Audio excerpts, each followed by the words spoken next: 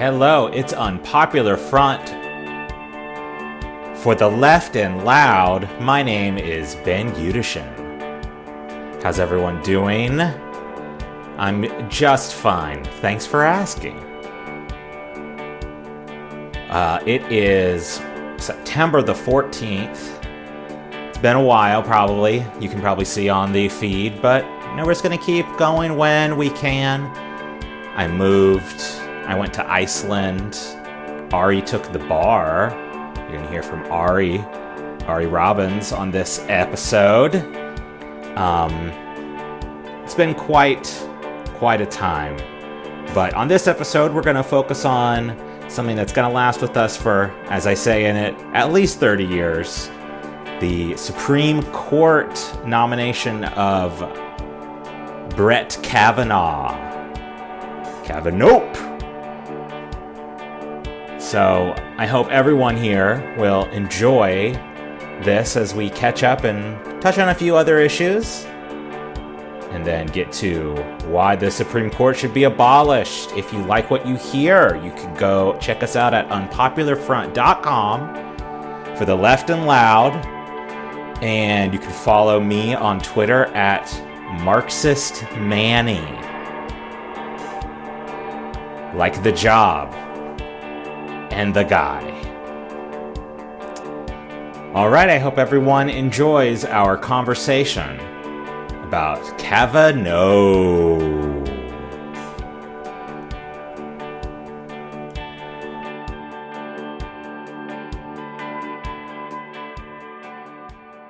A cool cave. Yeah, cool cave. Anyways, hi Ari, how are you? I feel like I haven't spoken to you in ages.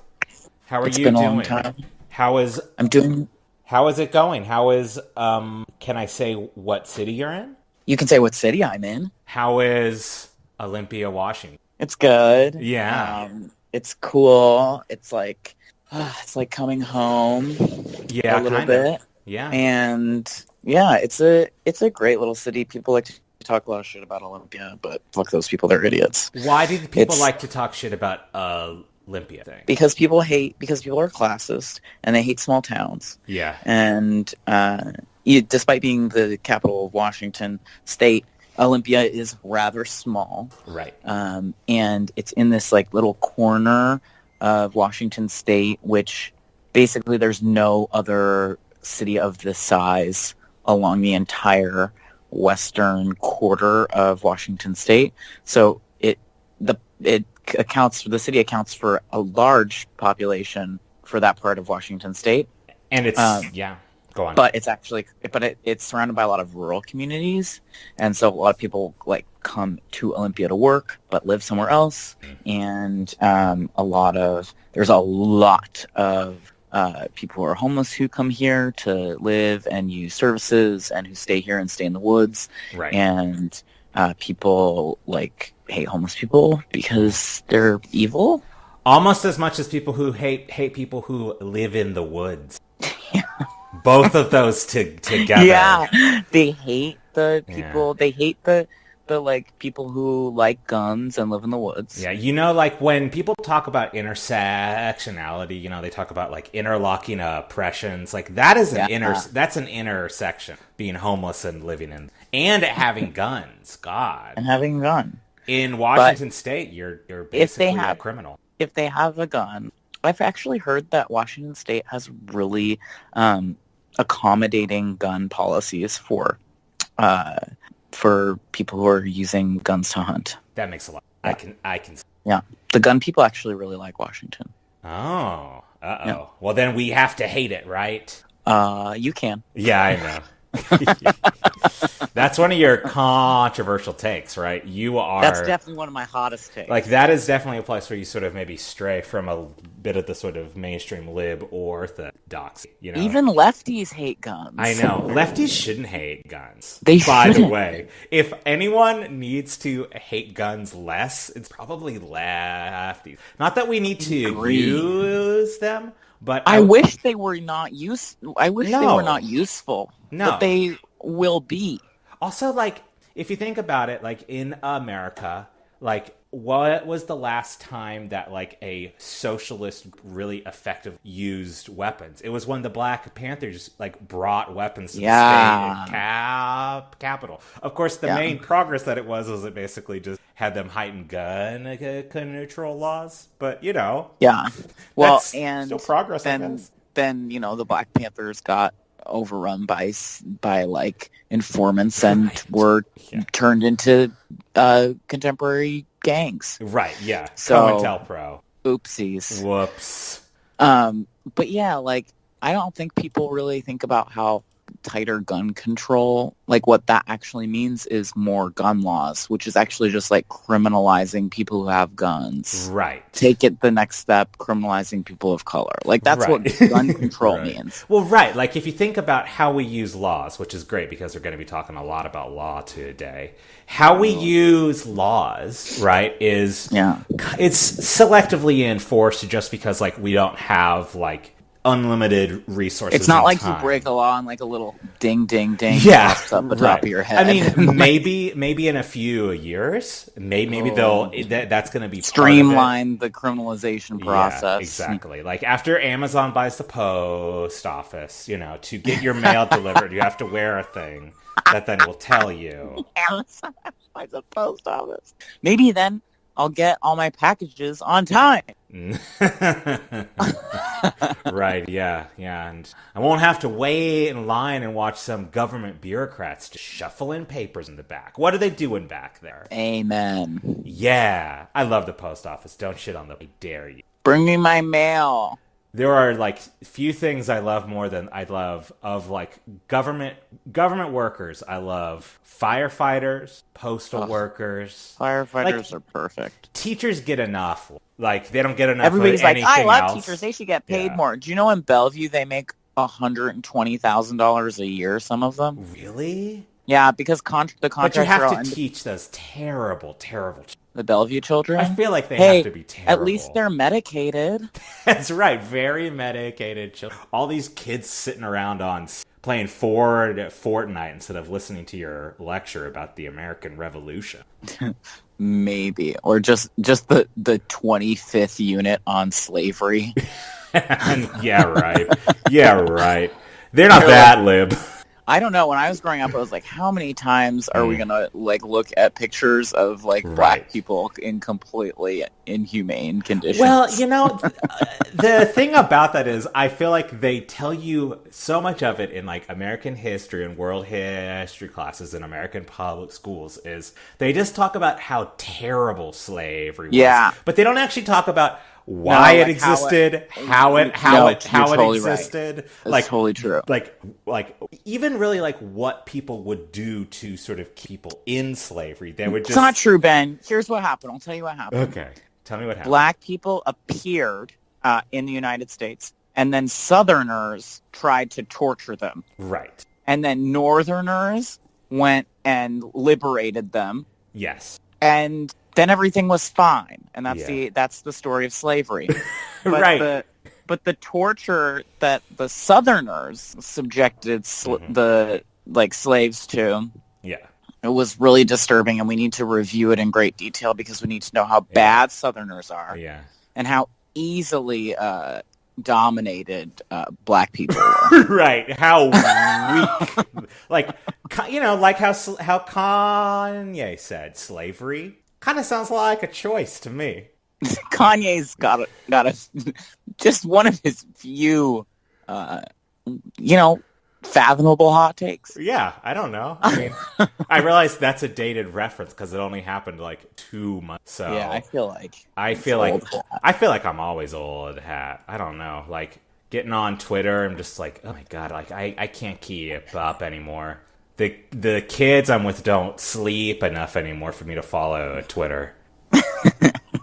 How's the kitties? The kids are great. They're getting big. Do they say words yet? Almost. They know their name, and they are both crawling. So you're raising narcissists. Right, yeah. What little shitheads. Also, you know what's crazy?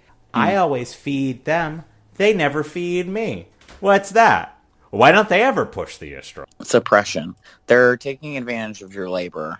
Yeah, they're extracting my surplus value. Thanks, baby. It's weird. One thing about about pushing the babies around in the neighborhood that I've really noticed, and it's like I worked in childcare for like it's been like my main job, and I've definitely had these kinds of interactions, and I'm used to it, and I get it, and it's even like it's a thing that I'm complaining about people being nice, or like I love that, or like doing the like just like trying to be extra just like extra good, and it's being a man in childcare, you just sort of are given this like honestly it's I realized for many years it was the opposite, but I'm given like a saintly halo. Like you walk around. Yeah. Your shit does not stink. No, I am like a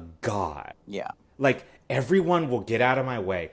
Everyone is nice to me. Whenever anyone like asks me, like at the grocery, like kind of like, who are these little things that you have complete control over that are living beings? What is their relation to you? And you should say, I kidnapped them. Exactly. I'm doing a Raising Era, really low-key, It's an Elizabeth Raising Smart Arizona. situation. Elizabeth. Oh, God. I barely even remember her. We should go back to Elizabeth. But, like, I seriously, like, people will always just be like, I'll be like, yeah, I'm the nanny. Oh, my God. It's like, I'm like a cute troop. Like I feel like everyone's like, thank you for your service, Thank you for your service. Like they'll let me get on the plane first, Yes, you should definitely take advantage of that. I just don't know how I really could. That's the problem. And like because I moved, I now go to the like same grocery store for my work and where I live. Uh-huh. So, I've gone in there without the kids. Nothing. It's bullshit. No, they don't. You have to have the kids with you. Yeah, or else that's you how get nothing. That's how you get the value. Yeah. So my goal, and maybe if I spread this recording out, like tell me how I can take advantage of people trying to like be like, oh my god, it's amazing. Because like I don't want like the thing is like I don't want that. Like first off, I just kind of just like I have my earbuds in. I'm like taking a kid break. I'm on a walk. Like I kind of want to be left alone. Yeah. Like I need like the only reason why I'm walking is that these kids won't fall asleep unless they're in motion. So I don't want to talk to you, random stranger. You got to keep the motion flowing. I got to keep the motion flowing, and also but like it's just like I see all these other people who are probably nannies. Yeah. And they mostly speak Spanish. I'm not going to say that. I don't know because I haven't spoken to them. Oh, Russian. Maybe. I don't know. All they're doing is taking our jobs, Ben. They're taking our jobs and they're stealing our election. Hey, that's right. Like that thing that I sent you? Yeah, exactly. Both of them. There you go. But like those people don't get that same treatment. And I get all this shit. And it's like, yeah, it's positive, but it's also like it just makes me realize like how like exploited all these other people are. Yeah. And I don't know. It's like I don't really know what to do about that, but it just I don't need the pat on the back, Yeah. Like it almost feels condescending. So. Yeah. It's just my like job. Smiling at black people. Yeah, exactly. It's not, but in that split second it is, where it's like, stop smiling at me. I'm actually really busy. I don't need your like weird projection of like society's values and expectations. Right. In this particular moment, I'm just trying to go somewhere. Yeah, me smiling at my bus driver this morning, that's basically reparations, right? I read that Ta-Nehisi Coates article. Yeah. So, sweetie, I feel like we've done our good catch up. Oh, there's another thing. Sorry. Yeah. Happy 9/11. Thank you. It's actually the day after my I know, birthday, yeah. so it's like a really special day for me. I know. It was the day that I went to school, and it was a Monday, and I had my birthday on a Sunday, and I was expecting balloons. And what do you know? Nobody brought me balloons. And then in my terrible public school that your wife also went to with me. That was ruined by the Bill and Melinda Gates Foundation. Go on. That was ruined by the Bill and Melinda Gates Foundation permanently because of institutionalized tracking. Yeah. The power went out in the morning, right after the towers went down. Oh, that's not freaky at all. That's not like a time of peak. Like, they were evacuating places in Dallas that like had they like evacuated a place. the WTO in Seattle, I think. Yeah. Or something. Like they had people like on high alert. Like it was the next place they thought would get hit, and then our power went out. No, also no. Like whatever. Like we can talk about 9/11 and all of the like further like I don't know, just like the terrible impacts of it on our like psyche and foreign policy and all that, but also like I just remember like that day and less like being scared because like I don't know, I guess I was like a cocky kid and I was like they're not gonna hit Dallas. Like Dallas is boring. Why would they want to hit Dallas? Yeah, nobody cares about Dallas. Yeah, exactly. Like we already got our national tragedy like 50 years ago. So, the CIA can't do two plots in the same city, Just be hard. Yeah, be hard. Yeah, exactly. But I just remember that, like there was like the World Trade Center that was like a building in Dallas, and they thought that the terrorists were all gonna like be like, we're gonna attack all the World Trade Center in the country, as opposed to like the two biggest buildings in the biggest city. Like that's what it was. It was like it was. That's funny. It wasn't some crazy thing. So. Yeah, 9/11 was the day I got my braces out, so I think that was my tragedy. Nobody even mentioned it at my work. Really? That's great. Because I think it's actually, like, now really political. Yeah. Because we found out so much about just the lies and the intentions of the Bush administration, and just, like, the hiding of facts in order to justify one of the biggest military missions of at least definitely like our generation, but just like half a century. Yeah, and the like cascading effects of the Iraq War and Afghanistan. Like the entire world was radically shifted because of that. But it's interesting that like even in a place where like where I work, there's like lots of people in the military. There's a lot of people who are in the reserves or who like whatever are involved with the military or have like a police background or something like that. And like no one said anything about it being 9/11.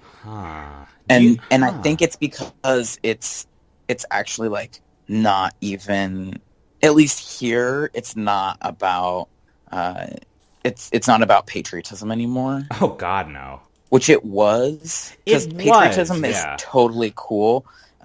It's just like it crossed over from being patriotic to like being straight up just like Republican. Right. Yeah. Well, and politics are not appropriate in the workplace. Right. Yeah. So like you think about how much they just like they fucking had the Republican convention in 2004 in New York, specifically so like Rudy Giuliani could come out and do his like, this is where the towers fell thing, Yeah. And like they really wrapped themselves in not just the flag, but in like just the imagery and like just the narrative of that like was the story of the like 2000s Republican Party. And no one, I don't know. It was really overwhelming. And like, what are you gonna do? Like when you know, like the idea of like putting a flag on your car at this point, honestly, like I wouldn't want a flag on my car, but like doing that, like to me, that is someone like saying like, I'm a right winger. Yeah.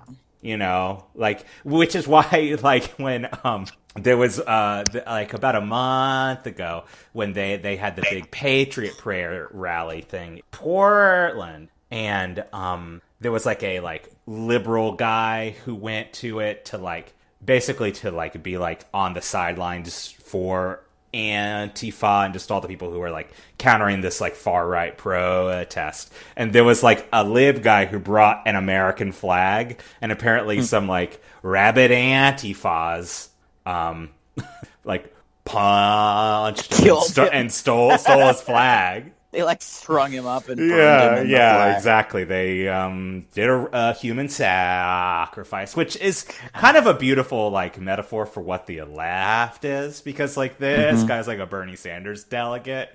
Like he's not even like a shitty like center Dem, you know? No, they snowball real fast. Yeah, and like I'm very obviously pro Antifa. It's just like it's just optics, strategy. Also, like the reasoning that they were giving was that like the flag is a symbol of fascist America, fashion, and like that's true. But also, like most people aren't hip to that, and most people will view that as like a personal attack. Yeah, and there's like a lot of groups, like labor movements, like the more recent, like Latinx movements for social justice, right? Who use American flag imagery to actually evoke citizenship, in like a very literal sense, right? And like, there's nothing wrong with that. I mean, there is obviously something wrong with like nations and patriotism, right? But it's also just sort of saying like when a lot of groups use it, they're like, I belong to this club because it's like an accessible club, right? Right. And if you want it to be an accessible club and not a nation or a state project of like patriotism and like loyalty, then maybe like, you know, soft steps. Right. Maybe like, yeah, okay, well, the flag's okay. Right. Yeah, like I'm gonna We're not gonna go straight to anarchy. Exactly. Like, well, that's actually, you know, this like sort of like like I'm a very strong believer in, I guess, sort of just like a general idea that sort of political change and, you know, these new ideas and social formulations like anarchy or socialism or whatever, you kind of have to go through stages. It doesn't just like happen instantaneously, you know? And yeah, we didn't even make that up.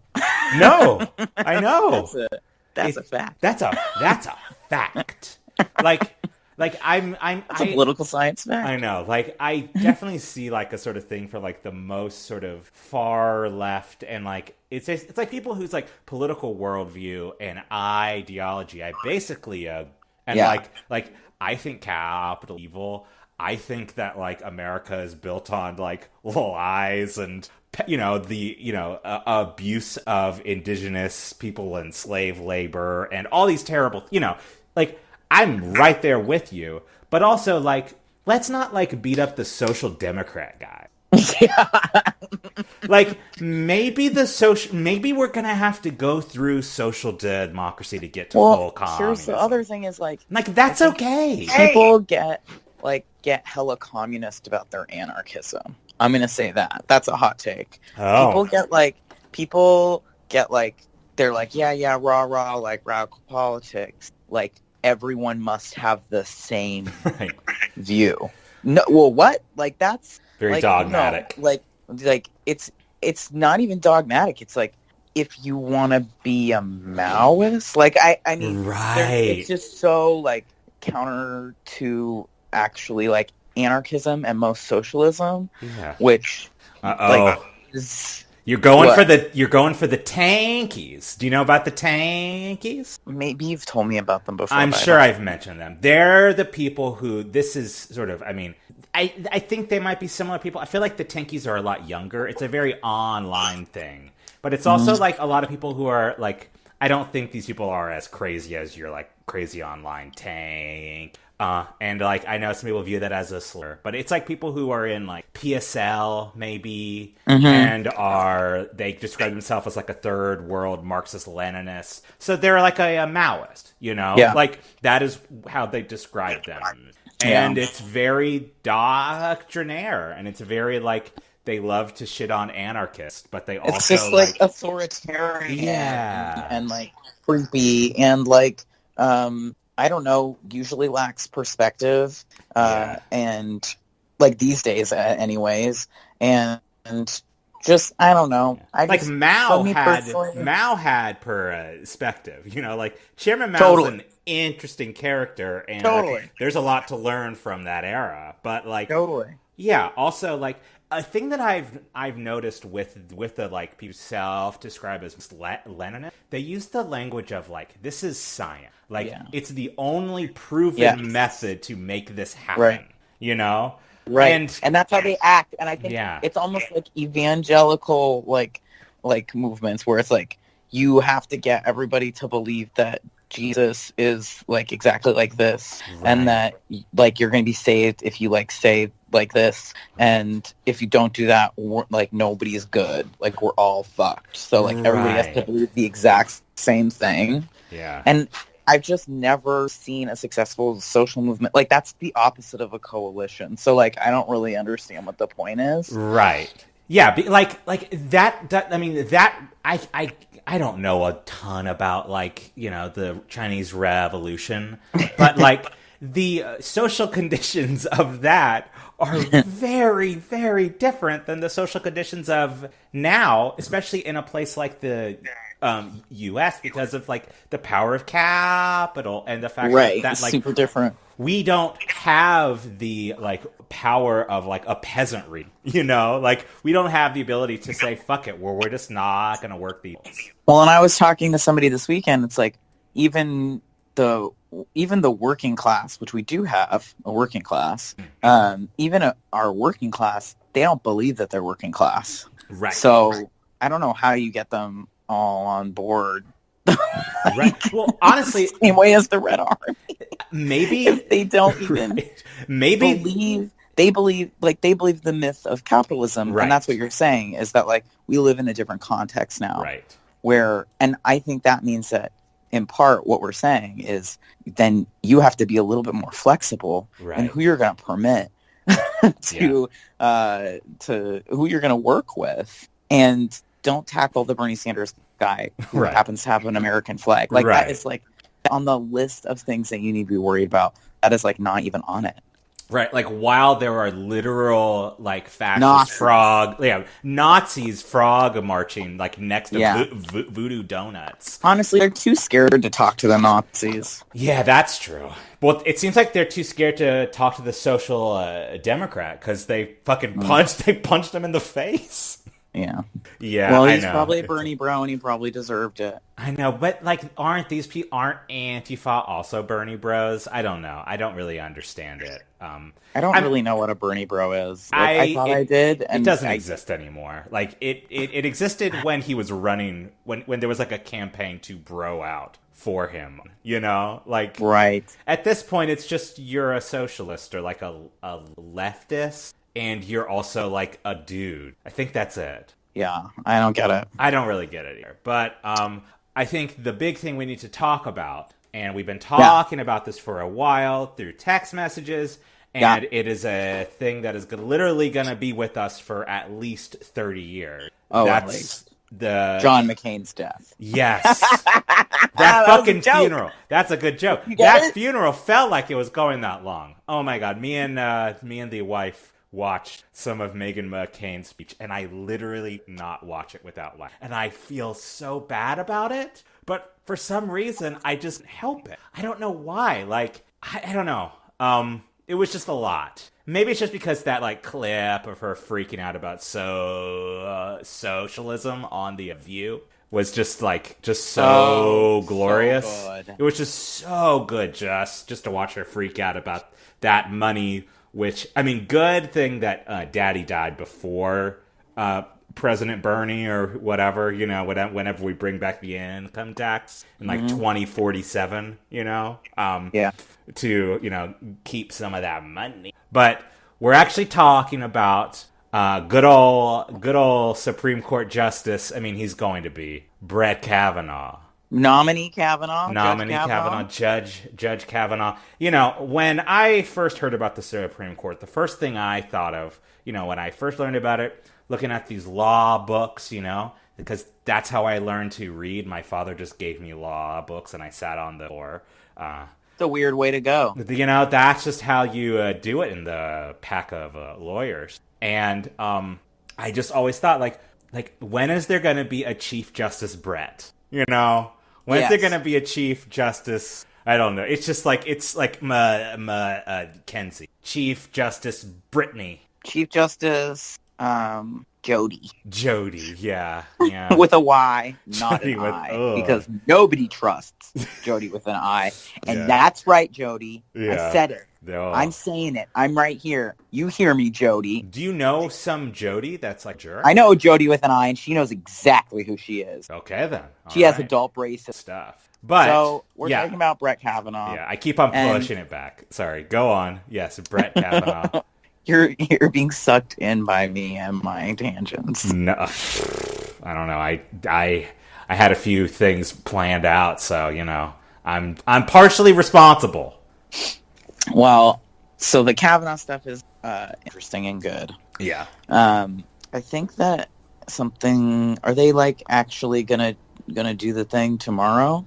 Yeah, so I guess we should sort of this confirmation hearing. Yeah, I'm not exactly sure because it's been, I haven't really followed too much of the stuff that's happened in like the past day, but so the hearings have been going on, the confirmation hearings, and it's been interesting to watch sort of how these kind of shitty Democrats are trying to question him, and some of their tactics seem to be working better than others. Like there were definitely a few clips that went viral produced by the Kamala Harris and Cory Booker 2020 campaigns that definitely felt kind of rehearsed and planned, which is fine if it hurts Kavanaugh.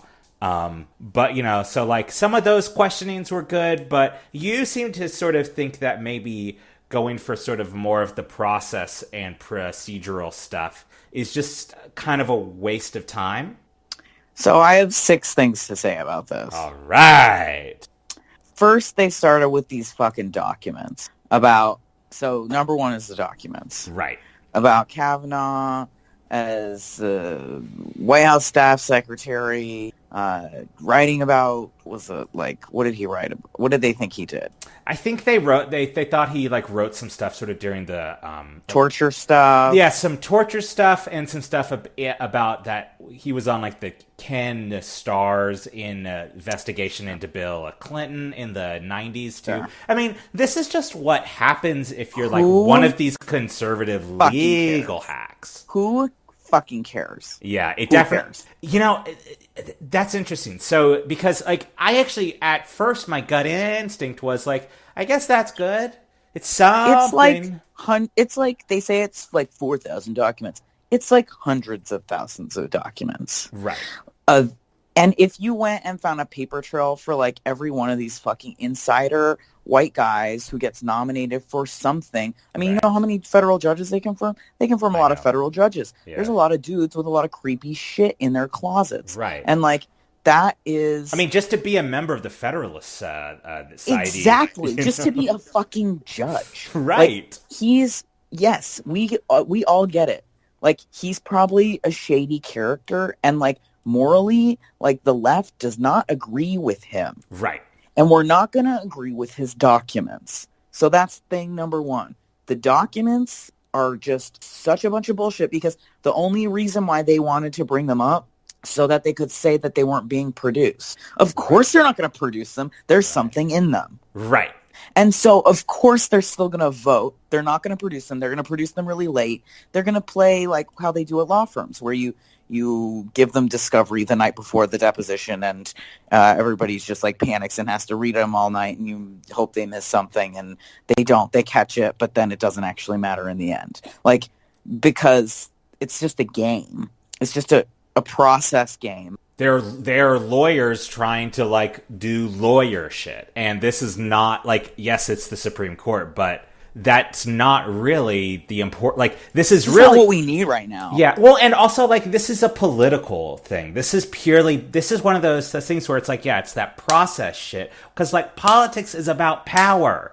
But it's like, what are you going to do about it is my question. Like, yeah, the Dems and the Libs are so obsessed with process that they're like, they don't know what happens after that. Well, like, process is a good in and of itself. If they have a problem with the process, that's like seems to be their starting and their stopping point. Right.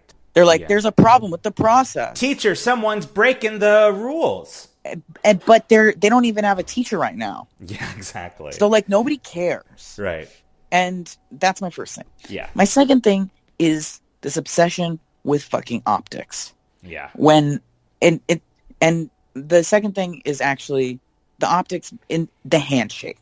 I want to talk about the handshake. Oh, the handshake with the apart, right? Or the fucking we go. Here's my hot take. You're Brett Kavanaugh. You're getting up to leave after being like questioned, and you have security everywhere.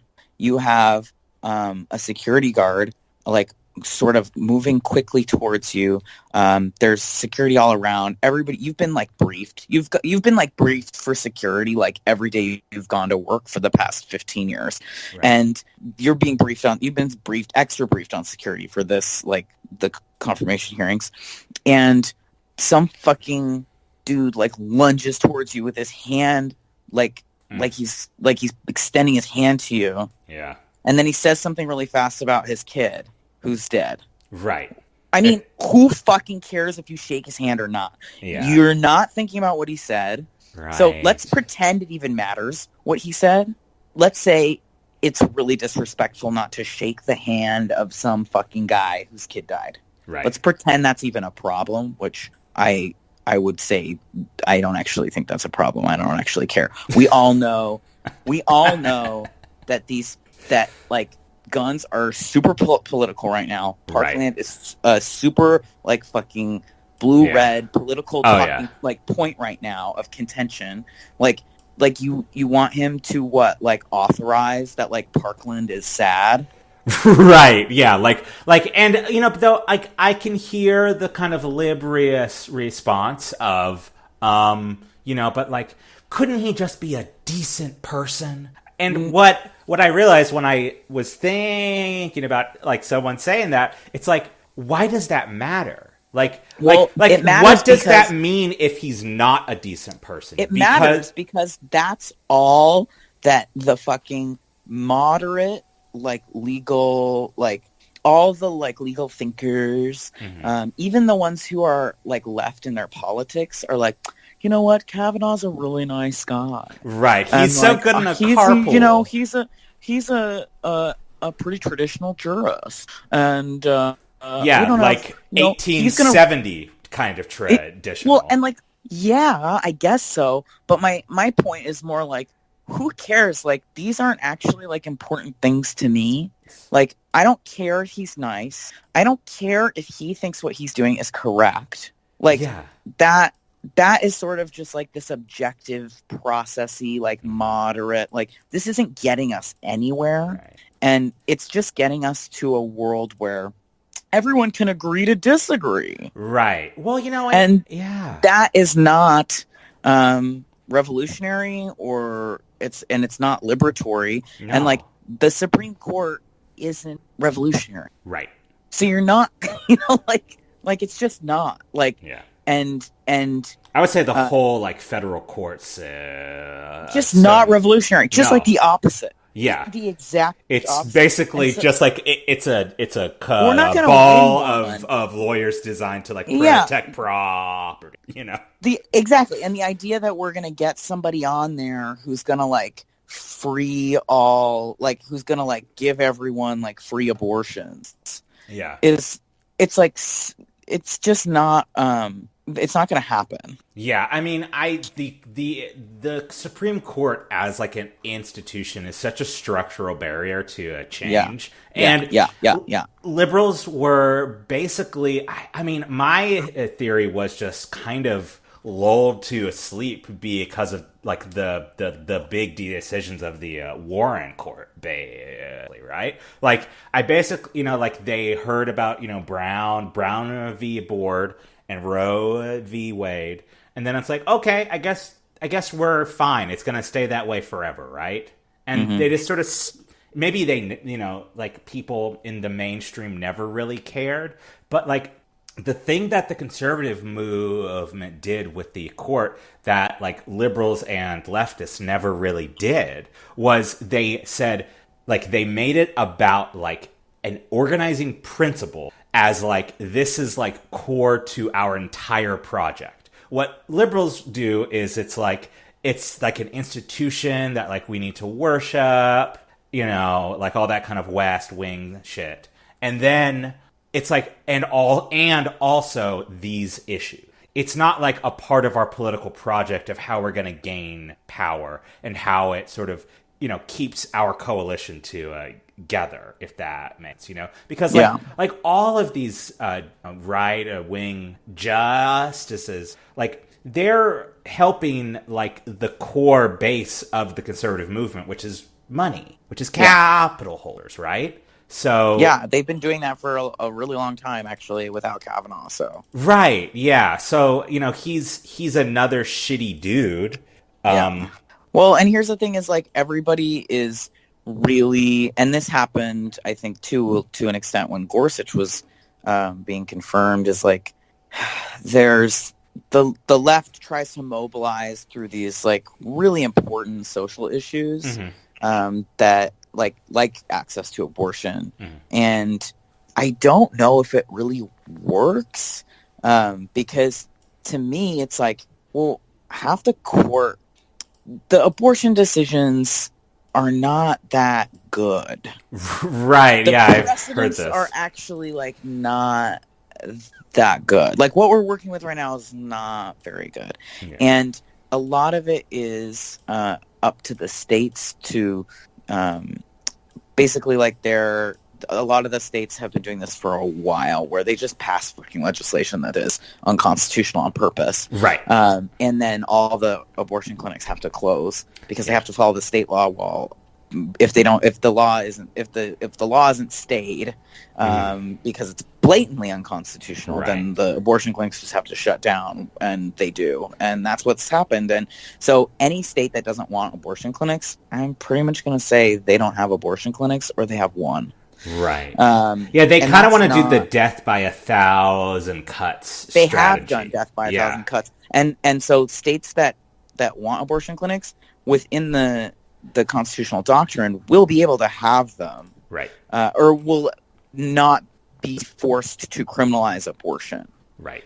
Nobody's going to force the state to make abortion criminal, and so it's sort of like the abortion thing. We just, it's another example of this, like, the federal court and like the federal law and the Supreme Court's decisions are just epic. They are just the fucking biggest deal, and they control everything that happens. Right. And I don't want to say that it doesn't have like a huge impact on our society, but fucking like the Republicans, the right, the really conservative lawyers and legal groups, they bring cases like crazy, and they don't give up.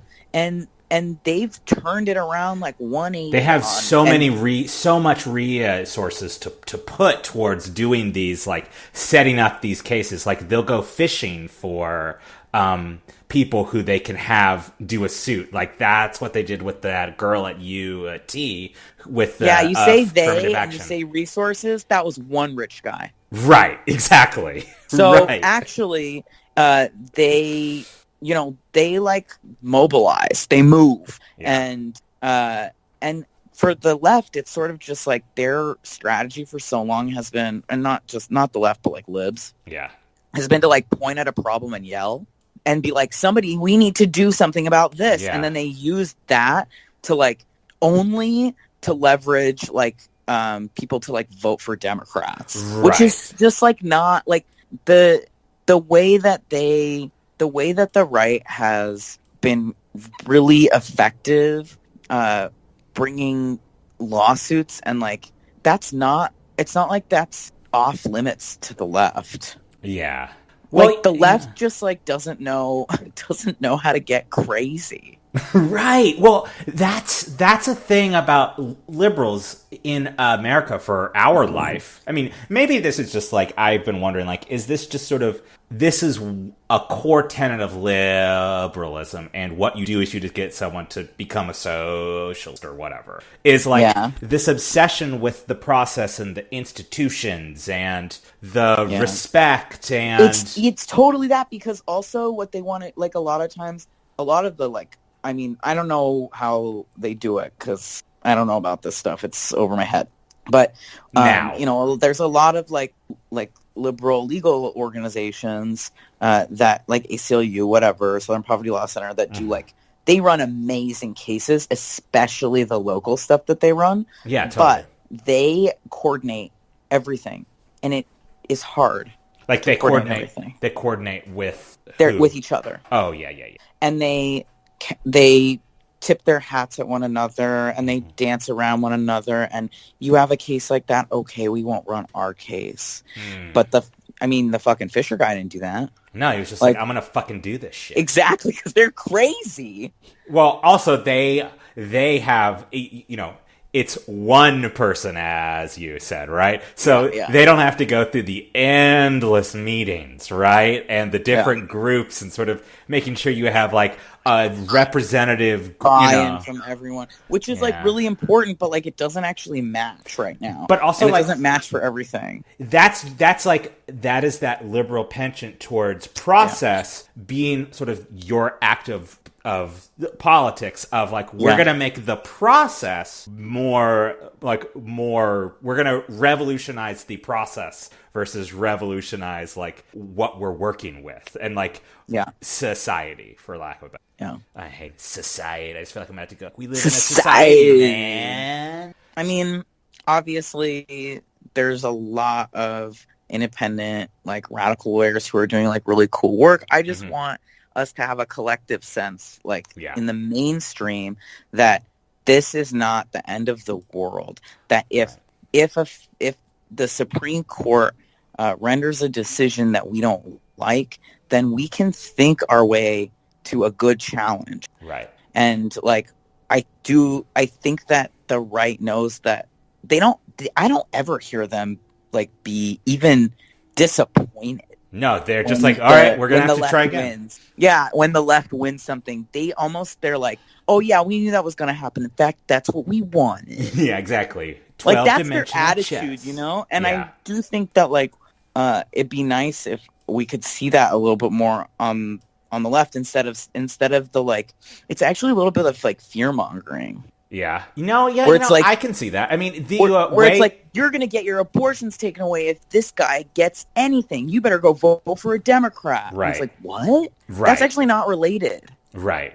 I mean, do you think, this is just a random thought that I had, but like, do you think, you know, because I mean, it's a constant thing. It's an argument I feel like I still hear today, you know, like, and it's like, it's the reason why if I was in a swing state, you know, for president, I'd always vote for the Democrat, even if it was like, you know, Joe Biden. Yeah. You know, like, I would do it because of the Supreme Court. So there's like a structural, like, incentive for Democrats, you know, to not maybe push for like for changing how the Supreme Court works with something like, I don't know, term limits, packing the court, whatever, to sort of keep that political cudgel. I don't know. That might be kind of conspiratorial, but I mean, I think they have a lot of incentive to keep institutions exactly how they are. Right. So yeah. I don't think that's crazy. I mean, I don't think it doesn't need to be a conspiracy to be just like,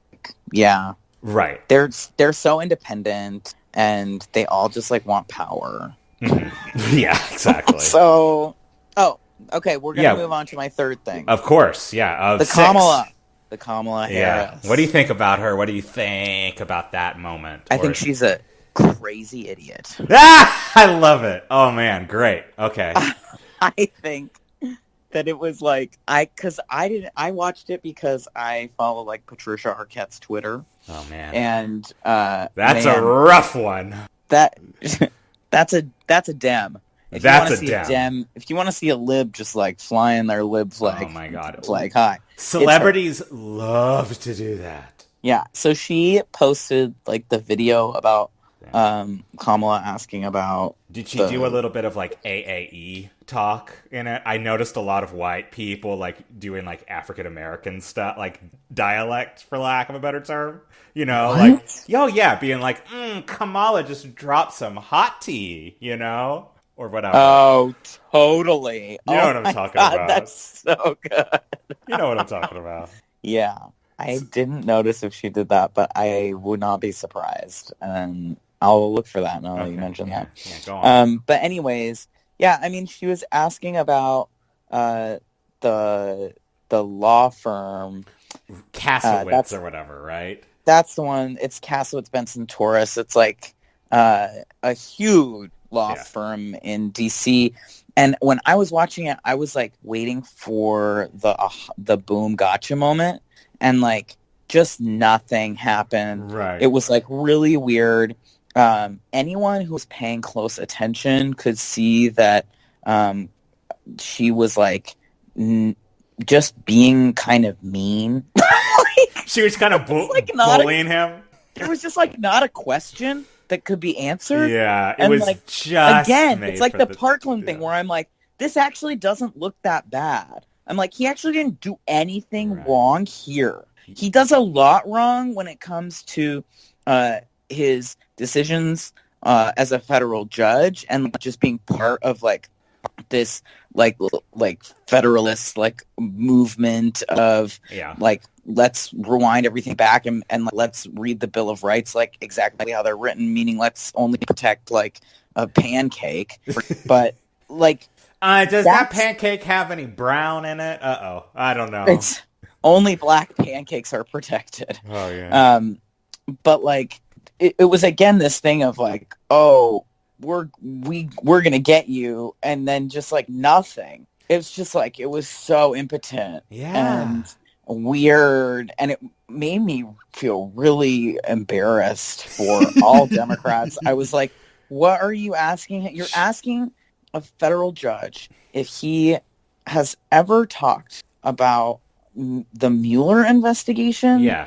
Like a thing that's constantly on the news. With somebody who works at a huge law firm. Right. And I learned that what she was trying to do is because apparently like a very close friend of his works.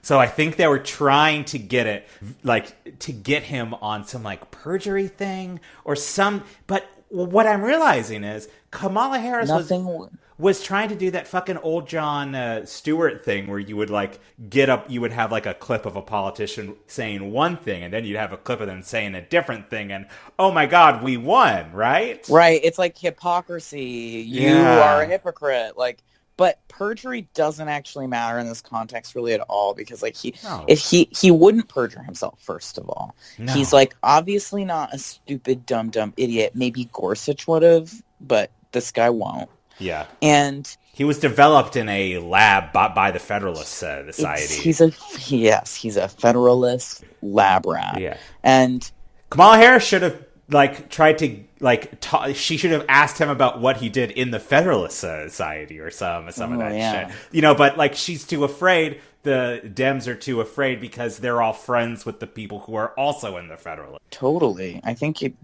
that's totally right. And like it just didn't do anything, and I was telling Justin, shout out to Justin. Yeah, what's up, Justin? Thanks. That it won't come up again. No. It was like a gotcha that was just, and it was an impotent, empty gotcha with just nothing behind it for pathetic reasons, and it just made her look pathetic. and it looked petty and weird. Yeah. And like, again, I don't know how many hours like all her aides are staying up researching stuff that they can like do. You know what I mean? Like, what a waste of fucking time. Right. Like, go do something that matters, please. Like, how about this? How about all the Dems don't show up to the confirmation hearing? How about you actually delay it? And that's what brings me to number 4. The good Booker and the bad Booker. Because there's a good Cory Booker and there's a bad Cory Booker. Is good Cory Booker the one where he saved like a cat from a burning building? Is that what you mean? I actually really like Cory Booker intentionally breaking rules. Even if he's going to be really proud about it. Yeah. Even if he's going to be, like, overly proud about it. He's smug. You know, he's a smug little, like, smarty pants. Whatever. Even if he's going to be obnoxious about it. Yeah. I like that. I think that's how you do it. Is, like, he released all these documents that he wasn't supposed to. But here's the bad Cory Booker. Is that maybe he didn't read the emails. Because they're actually just lawyers talking about the law. Yeah, it's like not a big because deal. Racial profiling was a hot topic and is a hot topic. And now if you try to figure out how to racially profile, like, yeah, you might get in trouble for that. You're probably not even going to get sued because what they were talking about is how do we make a policy that will get through scrutiny, meaning will be legal. They were talking about how to make a legal policy. So if they made a policy, if they were talking about intentionally discriminating, that's that the resulting law would be unconstitutional. Right. But they didn't make a resulting law. And they weren't talking about intentionally discriminating. So it's like, Cory Booker, break as many rules as you want. Totally. Like fucking drag this thing on because if, like, I'm down for, and like, I guess my 5th point is like roadblocks are actually hella cool. Oh yeah, like, totally. Roadblocks, like do as much as you can of the actual roadblocks that aren't just like fucking dog and pony shows. Right. Like the documents, whining about the documents doesn't hold anything up. Whining about the handshake doesn't hold anything up. Whining about who Kavanaugh talked about Mueller with doesn't actually hold anything up. Yeah. But like breaking rules and causing a little chaos, which I learned from Survivor, sometimes it's good and sometimes it's bad. It's good if nobody knows who's causing the chaos and just chaos is happening. Right. So that is cool. Like, do that. Like, cause chaos. But don't like be like, we're gonna cause some chaos. Right. Because that doesn't actually do anything. Yeah. And actually if they wait it out, yeah. If they can push it out until there's like more Dems elected, like that's like a real thing. Yeah. Like they could actually impact a confirmation if they did that. Totally. Yeah. Well, they're too afraid in a lot of ways because of their, sort of like they institutional love of exactly. It's like comedy. They have to have that. They have to have like if they stop doing it, then it's like the House of Cards. It's all gonna fall down. So they have to do that. Yeah. Yeah. So that's number 5. My final thing is that I don't know why they keep trying to win over like the 2 Republicans. I'm so those tired 2 about hearing ladies, about Murkowski and Collins. Murkowski and Collins did one thing once. I know. Just let it go. Try getting some Dems like who are saying that they're going to confirm Kavanaugh. Right? Yeah. Like first off, Collins, I think, had something that she was like, she like said, like, I'm going to wait to hear from him to like kind of to get, to like hear sort of his sort of jurisprudence thoughts on the issue. And then she heard it and she was like, yeah, I'm good. When like obviously he would overturn Roe if he wanted to. So like it's just like a feint that she does. Didn't she do that for what's the last? You just said his name. Gorsuch. Didn't she do something similar? I don't know. Exactly. If they voted for Gorsuch, they're going to vote for Kavanaugh. Yeah, like they're literally from the same, They're going to do that. Yeah. They don't not want, like, they're not just because they wanted that one thing. I mean, and this also just goes to, like, how it just seems like everybody actually doesn't understand constituents. Right. And that people in states can be more than just a political party. So, like, that, though, the one vote they got them on is the healthcare one, obviously. Right. And we all know that Colin Murkowski had a lot of reasons to protect their constituents and their healthcare. Right. And that does not mean, like, because healthcare is not actually a partisan issue. No, not in Poland. And that does not have anything to do with whether or not they're going to support a Republican-nominated, like, Supreme Court pick. No. You know what I mean? Like, like they're like, we're extrapolating from this, like, one vote. Because they healthcared their Democrat. Like, that's the robot. That's like the dumb... No. It's like they did that because they have a lot of people who are on Medicaid in their state, and if they voted against it, then maybe they would vote against it. Maybe think about that. I know. And, like, how to use information like that. God damn it. It's so obvious, but it's, yeah, I know. They're pretty ridiculous. I did hear a kind of interesting thing that because of a case that Kavanaugh ruled on, I'm not exactly sure what it is, but it would affect fishers in Alaska, and he, like, ruled poorly on it. So, like, a lot of the fisher people in Alaska are, like, pressuring Murkowski, and, like, that's the thing that would actually get her to vote against him, right? It's like, it's the power and the constituency. That's what I'm saying. That's exactly what I'm saying. So, like, maybe find ways that this actually impacts people. Yeah. And, like, picking a super divisive issue like abortion, maybe have that, but, like, also pick another one. I don't know. Yeah. Maybe one that appeals to people. Yeah.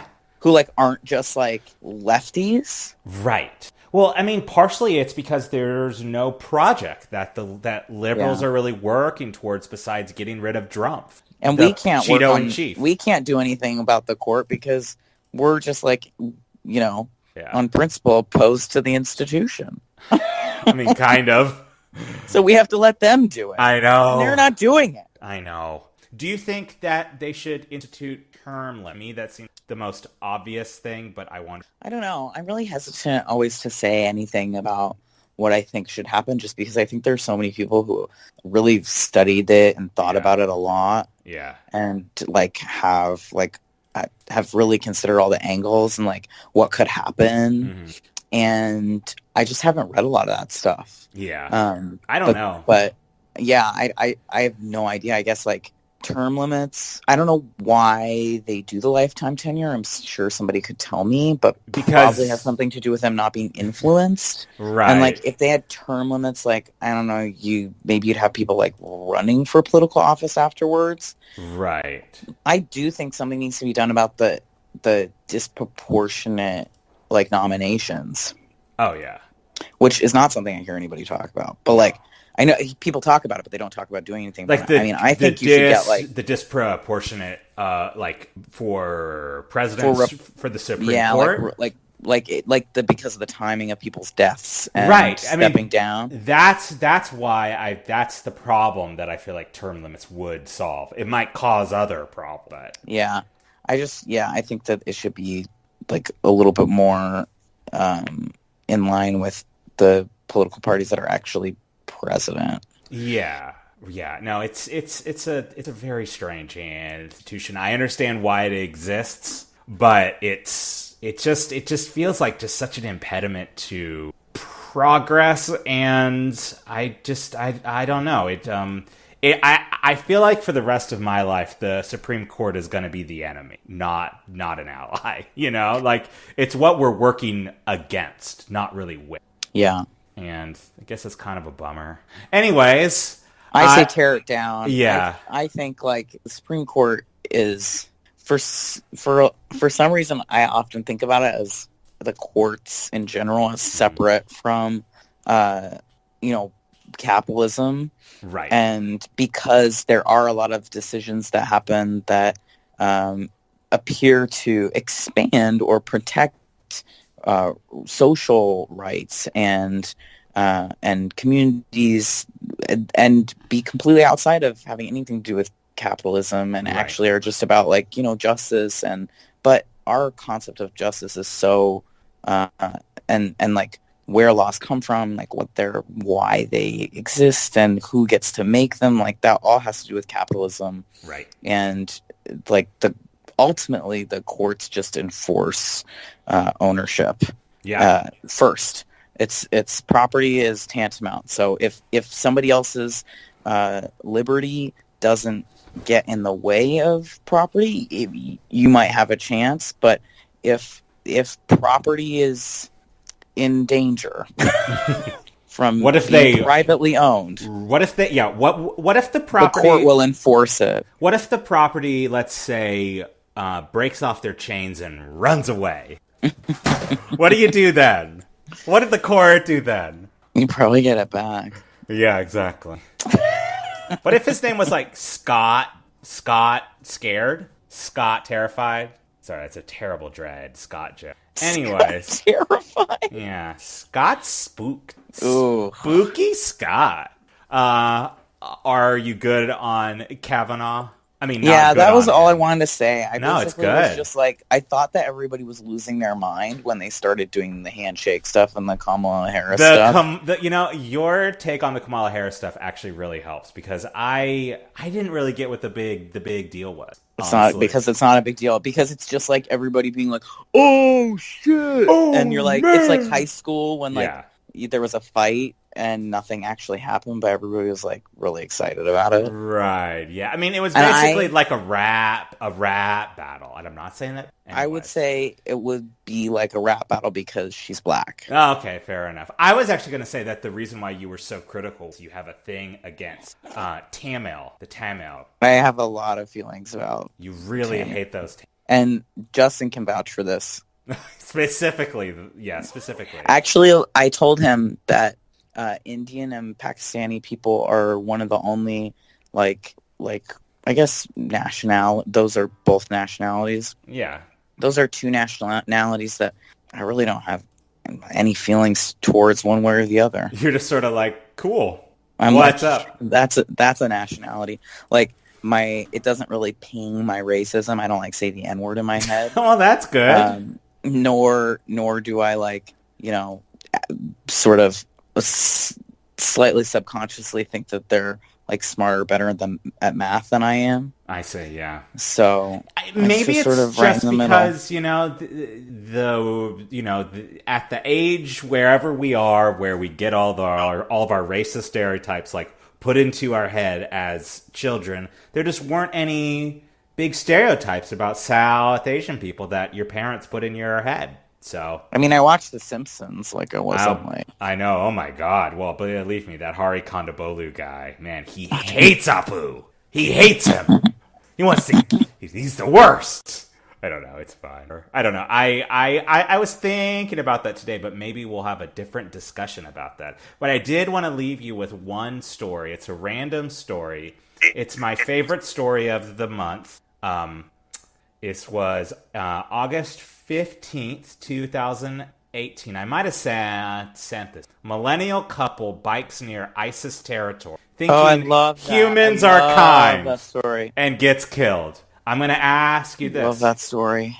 Good for the Jews, bad for the Jews. I'm saying good for the Jews. It's good for the Jews, yeah. I think it's good for the Jews because they're dead. Two less goyim out there, right? Because I guarantee you they were not Jewish. No Jew would do that, right? Jews wouldn't do that. There is no I won't way. even let Caitlin ride a bicycle in the city. Yeah. And they were riding it in Syria. I enter tires of air before I would let something like that happen. I know. I mean, because it's dangerous. I'm considering buying a bike, but there is a voice in my head that I think is the same voice that you have. Very dangerous. Yeah, it's too scary. People get hit all the time, and especially in the dark in Seattle with the rain. Yeah, you're right. Yeah. So those two, good for the juice. Their death, God bless them. Good. For Rest the in juice. peace. Yeah. But what a stupid decision. What a crazy. It's like that really? Into the Wild movie. Yes. I haven't thought about that for a while, but yeah. I think about the movie all the time because I'm like, don't be like that guy. No, don't be that guy. So I've been thinking of a rating system for a good for the juice segment. So what I thought of this morning was Mensch, Meshuggah, or Nazi. I love that. It's like F of Marry Kill. So their death is Meshuggah. You should send me a list ahead of time, and then we could go through it on the podcast. This was just like a little idea I had on my last walk. Yeah, no, we'll do a big good for the Jews because, I feel so. We're saying that the millennial couple who biked near ISIS territory thinking humans are kind and get killed is Meshuggah. Meshuggah. That is very much a Meshuggah. Yeah, I'm on board. Yeah, fair enough. All right, Ari. And by on board, I mean, with ISIS. You're gonna join. You're like I'm pro-ISIS. You're like those like weird like German trains who end up anti-ISIS. Yeah, there you go. Yeah. I'm not anti. You're like the people who are like against Antifa who are like, I'm an anti-fascist. It's like you're literally saying you're a fascist. So I'm anti-ISIS. Yeah. So. Okay. Well, Ben, thanks for your time. It's been a pleasure. I miss you, but I think we're gonna hang out. I miss you too. We're gonna hang and I'll out see you soon. I'll see you this weekend. Yeah. For my birthday celebration, in which we do what I do every night, and that's how good of a life I live. Yeah. I watch Survivor and I eat some food. That sounds pretty good. Yeah. Okay. All right. Bye. Bye.